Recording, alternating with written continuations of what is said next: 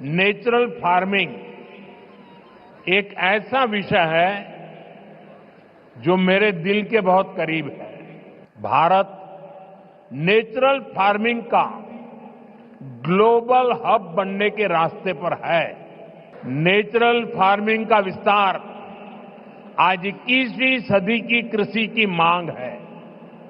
बीते कुछ सालों में मांग बढ़ने के कारण खेतों में एग्रीकल्चर से जुड़े कई सेक्टर्स में केमिकल्स का इस्तेमाल तेजी से बढ़ा है। केमिकल फर्टिलाइजर्स और पेस्टिसाइड्स के ज्यादा इस्तेमाल के कारण सॉइल फर्टिलिटी गिर रही है, सॉइल मॉइस्चर पर असर पड़ रहा है और इन सबके साथ फार्मिंग की कॉस्ट पर हर साल वो बढ़ती ही जा रही है। इसका सॉल्यूशन क्रॉप डाइवर्सिफिकेशन और नेचुरल फार्मिंग से ही संभव है।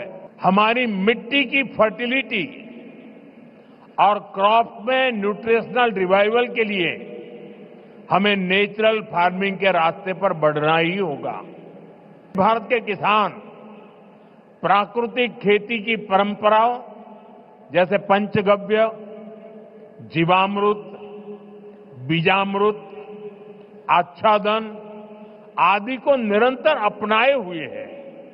ये परंपराएं मिट्टी का स्वास्थ्य बेहतर रखती हैं, फसलों को केमिकल मुक्त रखती हैं और इनपुट कॉस्ट बहुत कम कर देती है कि आप 1 एकड़ 1 सीजन से शुरुआत करें। यानी आप एक सीजन में 1 एकड़ भूमि पर अपने खेत में 1 एकड़ एक कोने में नेचुरल फार्मिंग करके देखें। वहां से जो नतीजे मिलेंगे उनके आधार पर आप दूसरे साल और ज्यादा करें, तीसरे साल और ज्यादा करें और आप आगे बढ़े। जब हमारे किसान का पारंपरिक ज्ञान, विज्ञान की ताकत और सरकार का समर्थन तीनों जुड़ जाते हैं तो किसान भी समृद्ध होगा और हमारी धरती मां भी स्वस्थ रहेगी।